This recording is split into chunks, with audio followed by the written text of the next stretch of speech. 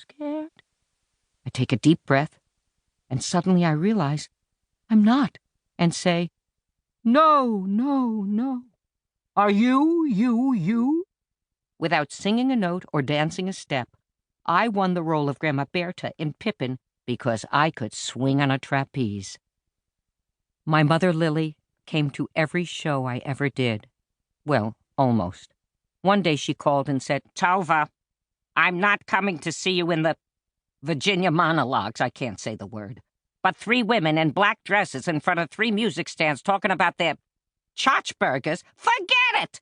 So if you're pretty, and there's movement, and there's color, give me a call. So I gave her a call to take her to Pippin. Pippin has unbelievable color and movement, and I looked darn good in that bustier with fishnet stockings. All the trapeze work had taken me down to 112 pounds, which is what I weighed in 7th grade. With joy, I took my mother with her beloved aide, Joyce, to the Wednesday matinee of our Tony Award-winning revival. Grandma Berta sings the hit tune No Time at All, which I performed while doing a full-out trapeze act.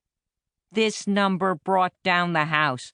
Look, you put an old bird singing upside down on a trapeze and it engenders hope in everyone. So I go to my mother after the show and I say, "Mommy, Mommy, Mommy." Suddenly I'm 3 years old, grasping for mother's milk. "Mommy, Mommy, Mommy, Mommy." How did I do? Her voice took on the familiar tone of a strident coronet. "Tovah, that you should still have to earn a living like this, and on a trapeze yet." That was my mother, Lily. She didn't give an inch. Looking back at when I portrayed Prime Minister Golda Meir in Golda's Balcony, which became the longest-running one-woman play in Broadway history and won me my 4th Tony nomination, my mother's comment was, "Tovah, I rate your parts by how you look. Dolly Levi was a 10. Golda Meir? 0. Once, still aiming to please, I took my mother to the Actors Fund of America's benefit performance of Hair. It too had color, movement, and leading actor Will Swenson, who, in the finale of Act 1, left the stage and straddled an audience member's armrests. He chose my mother's armrests. That boy was standing over my mother like the Arch of St. Louis, in his loincloth. My mother, in her little St. John knit, she looked up, she looked down, she looked up. As the house lights came up, I timidly asked, "Mama, how did you like Act 1? She replied, "How did I like it? I haven't had sex like this since Daddy died." Welcome to Lilyville, where my mother Lily reigns. Lily, who gave birth to this adrenaline junkie perfectionist daughter. Lilyville, where when I wanted to go to Juilliard, my mother said, "You're not going to a trade school." If you came looking for behind-the-scenes tales from The Walking Dead or the history-making miniseries Holocaust with TV's Crazy Ex-Girlfriend sprinkled in between, or if you're looking for secret anecdotes about my roles on Broadway in Yentl, Pippin, and Golda's Balcony with classics like Juliet and Dolly Levi folded in, it's all here.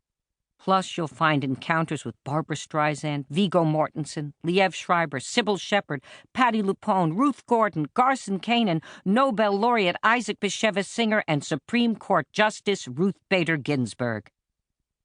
And though all my career roles have happened on Broadway, in film, television, and in concert, my longest run, and ultimately my most profound, was as the daughter of Lillian Kaplan Feldshuh. All these roles took place in Lilyville, witnessed by its monarch during her robust 103 years on this planet, and in my mind's eye, eternally thereafter, for better or for exasperation. So come on in. I'm Jewish. We're all about schmoozing. Well, schmoozing and suffering. Well, schmoozing, suffering, and guilt. Did you call your mother today? Act 1. Scene 1. How to make an entrance.